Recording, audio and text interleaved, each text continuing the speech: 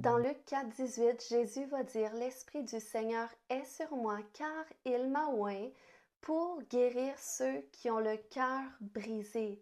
Et lorsqu'on regarde dans le grec la définition de cœur brisé, ça nous parle d'un cœur qui est cassé en morceaux, qui est fracassé, qui est fragmenté. Il y a beaucoup de choses dans la vie qui peuvent contribuer à briser notre cœur, pas seulement les peines d'amour, mais on parle des expériences difficiles de la vie associées au rejet, à l'abandon, au deuil ou encore aux abus, aux accidents. Donc, toutes ces choses peuvent être à l'origine de nos difficultés émotionnelles, relationnelles et spirituelles. Mais la bonne nouvelle, c'est que il n'y a rien de trop brisé que Jésus ne peut réparer parce qu'il a dit: «L'Esprit du Seigneur est sur moi parce qu'il m'a oint pour remettre les morceaux ensemble. Il m'a oint pour reformer qu'est-ce qui était déformé dans ta vie, pour le ramener dans son modèle originel.» Donc, c'est ce que l'histoire des ossements desséchés dans Ézéchiel 37 va nous figurer. La Bible nous dit que c'était une vallée pleine d'ossements qui étaient complètement secs. Mais Dieu va dire aux prophètes de les rappeler un à un, chacun à sa position originelle. Donc, il a rappelé les ossements, il a rappelé ensuite les nerfs, ensuite la chair, ensuite la peau. Et là, un à un, ça s'est remis ensemble jusqu'à ce que les corps se relèvent debout et que l'Esprit du Seigneur mette son souffle pour ramener ces corps à la vie. Donc, cela figure l'œuvre que Dieu fait aussi dans chacune de nos vies. Parfois, il y a des endroits de notre vie qui sont brisés, qui ont été fracassés, qui ont été fragmentés. Mais le Seigneur veut venir et parfois le meilleur endroit où nous guérir, c'est lorsque Dieu va nous mettre en face de tout ce qui est brisé, de tout ce qui est déconstruit et qui nécessite son intervention.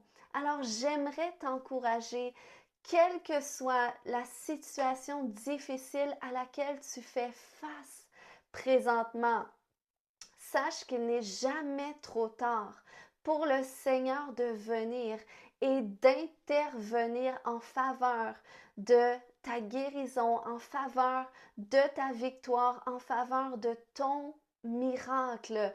Il est le Dieu qui vient réparer les pots cassés et il veut le faire dans ta vie.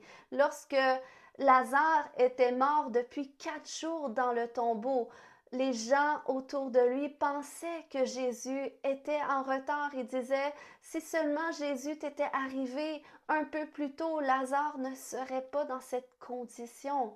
Mais lorsque Jésus était en chemin, il a utilisé son langage de foi. Il a parlé de Lazare en disant: Lazare dort. Donc parfois, lorsqu'on regarde à nos circonstances, on voit qu'est-ce qui est brisé, on voit qu'est-ce qui ne fonctionne plus, on voit les endroits où est-ce qu'il n'y a plus d'issue. Mais le Seigneur dit: ce n'est pas mort, ce n'est pas terminé. Ta solution, ta percée, ton miracle est seulement en dormance. Laisse-moi venir, laisse-moi entrer, parce que sache que le meilleur issue que tu as besoin dans ta circonstance, c'est Jésus-Christ.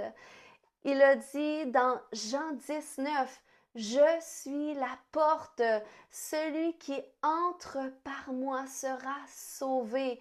Et une autre définition du mot sauvé, c'est le mot guéri. Donc il dit: si tu entres par moi aujourd'hui, tu vas ressortir guéri, tu vas ressortir restauré.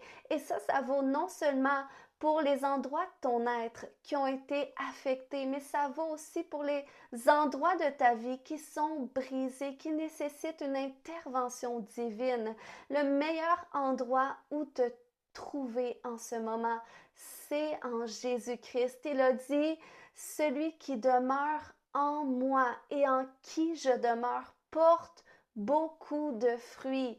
Donc, je veux t'exhorter aujourd'hui, quelles que soient ces circonstances que tu traverses, viens et rentre par cette porte qui est Jésus et persévère à y entrer jusqu'à ce que tu vives la guérison, jusqu'à ce que tu vives la restauration, jusqu'à ce que tu vives la transformation, jusqu'à ce que tu vives ton miracle, parce que le Seigneur est concerné par ta situation. Il est le Dieu qui se pointe là où est-ce que nous croyons qu'il n'y a plus d'issue, parce qu'il est la porte.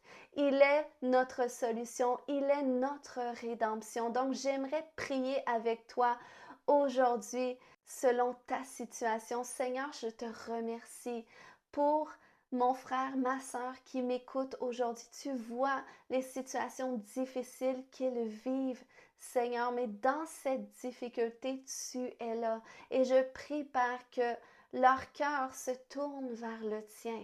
Et je prie, Père, qu'ils commencent à voir cette porte que tu dessines devant leur situation afin qu'ils puissent y entrer. Cette porte que toi tu es, Jésus, et que lorsqu'ils rentrent par toi, ils vont trouver la réponse qu'ils cherchent. Ils vont trouver le courage dont ils ont besoin.